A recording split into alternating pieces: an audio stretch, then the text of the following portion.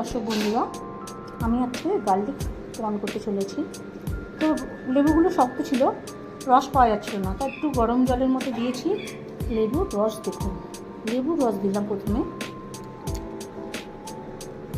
চিংড়ি মাছগুলো আমি মাথাটা কেটে আর মধ্যিখানে একটা থাকে, সেটা আমি বার করে নিয়েছি, সুতো, যেটা পেট খারাপ করে ফেলে, সুতো মতন কালো মতন পাওয়া যায়, ওটাকে ছিঁড়ে বার করে নিয়েছি।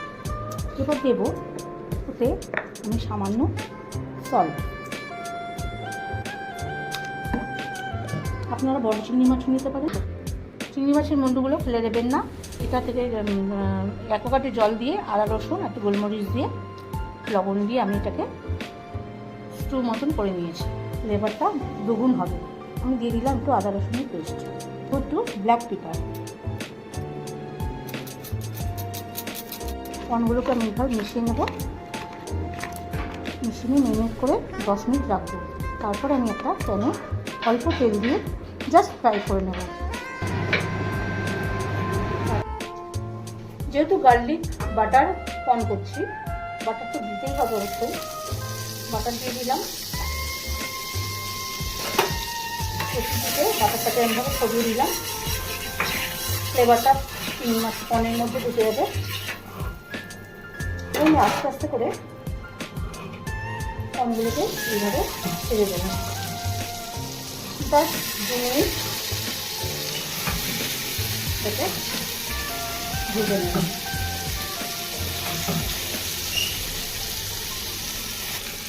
এক পাট হয়ে গেছে, এইভাবে 2 পাট আমি ভেজে নেব।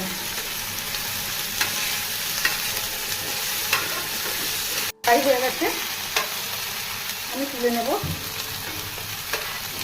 আর আমি নর্মালে টেম্পারেচারে রাখা মাখনটা দিয়ে দিই।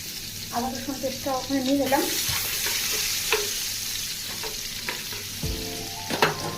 গলিয়ে নেওয়ার পরে আমি দেবো কুচিয়ে রাখা পেঁয়াজ, একটু পাতলে কুচি, একটু কাঁচা লঙ্কা কুচি, এটাকে জাস্ট নেড়ে চেড়ে ভেজে নেব। নেওয়ার পর আমি দিয়ে দেবো এখানে একটু আদা রসুন পেস্ট।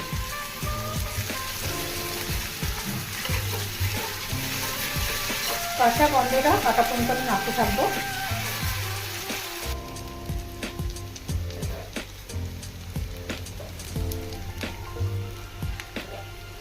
দেওয়ার পরে কাঁচা লঙ্কা কুচি দিয়েছি, বেশি ঝাল দেবো না, দিয়ে দেবো ফ্লেভার আনার জন্য। তো দিয়ে দেবো সাদা তেলটা দিয়ে দিলাম। পাটির মধ্যে 1 চামচ কর্নফ্লাওয়ার দিয়ে রেখেছিলাম।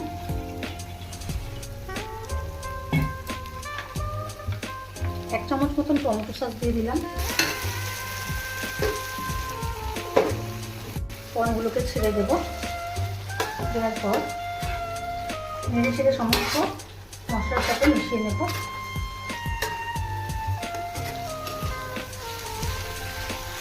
সময় কিন্তু পেঁয়াজ আর মশলাগুলোর জন্য একটু লবণটা দিয়ে দিলাম।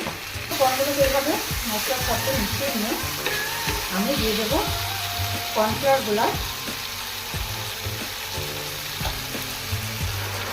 গুঁড়াটা দিয়ে দিলাম। চিংড়ি মাছকে টেনে নেবে, একদম শুকনো ড্রাই হয়ে আসবে। আমি একটু পার্সলের পাতা কুচি দিয়ে দেবো, ধনে পাতা কুচি গার্নিশ করে দেবো। হয়ে যাবে আমার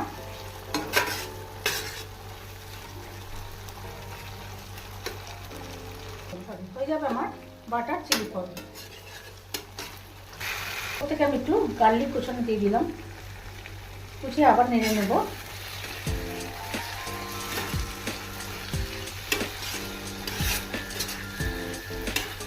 যেহেতু মাথাগুলো আমি গোলমরিচ, আদা রসুন পেস্ট দিয়ে, লবণ দিয়ে সেদ্ধ করে রেখেছিলাম, এটাই আনবে আসল ফ্লেভারের মধ্যে। তার চেটনিতে এবার আমি আসল উপকরণটা দিলাম, স্টফার। এইটা আপনারা ফ্রিজেও রাখতে পারেন। ফ্রিজে রাখলে যখন ইচ্ছা হবে তখন এটা দিয়ে চিংড়ি মাছের কোনো রেসিপি বানাতে পারবেন। পাঁচলে পাতা কুচি দিয়ে দিলাম, ওপর থেকে ধনে পাতা কুচি দিয়ে দিলাম।